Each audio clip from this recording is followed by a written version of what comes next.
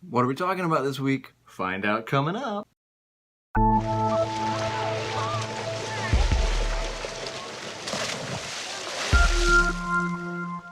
Hey families, Justin here with River Kids Children's Ministry, and here we are in another week, and we're talking about what we're talking about.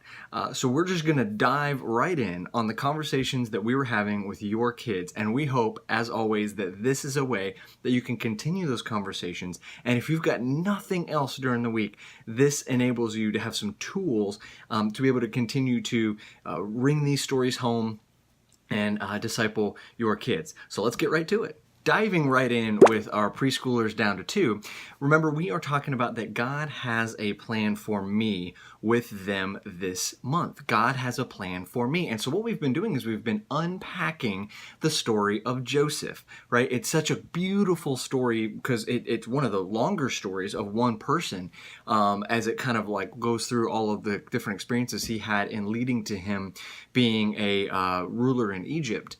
And so specifically what we honed in on this week was from Genesis 41, where we see the Pharaoh have a really weird dream and is unable to kind of discern what it means. And so he gets all these people in, all of his advisors or whatever. Nobody knows what it means. And if you remember last week, he was stuck in jail, Joseph was, because the cupbearer and the baker didn't remember about him, right? Well, all of a sudden, this reminds the cupbearer about Joseph. And so he says, hey, I know a guy.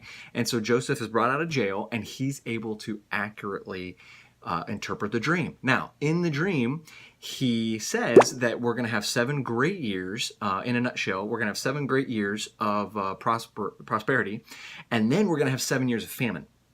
So it's really key that we do some great things in the first 7 years so that we're prepared for the second 7 years.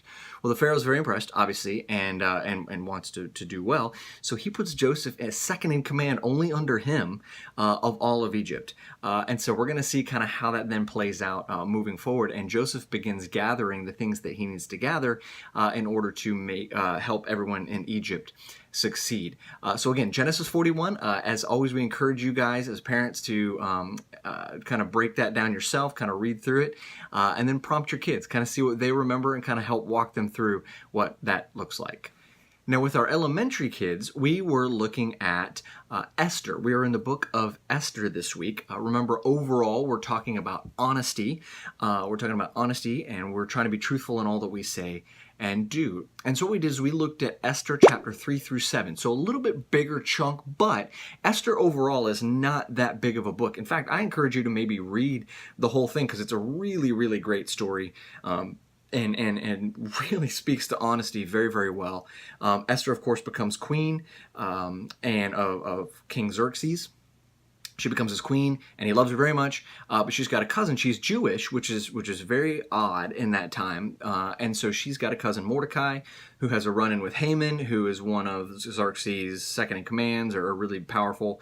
Not a great guy, and all about himself. And it just kind of really is lying around to get what he wants. He's lying about this and lying about that.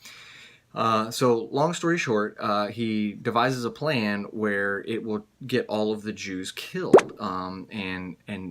Then Esther finds out about it through her cousin and is able to kind of flip the script on Haman. And so I encourage you to read it because it's really amazing to see, and it shows our kids really, really well how destructive lying can be, and how other people, when they find out about it, it can really be can hurt you and hurt a lot of other people. And so I really encourage you guys, Esther chapter 3 through 7, check that out because it's a really, really great story. And then what an awesome conversation that you can have with your kids. And again, as we say, maybe even bring up some times in your own life where maybe you were dishonest and how it hurt things. And it just creates a really, really great conversation in your home. Now, as with any of these things, guys, we want to partner with you in the best way that we can. So please, please, please let us know how we can do that, whether it's these videos. We hope that you're liking them. You can comment below in the comment section or on our Facebook page, on our Instagram page. Find us in person on a Sunday. We are here for you. We want you guys to be the best set up to succeed, to be the best disciples that you can be for your kids Monday through Saturday.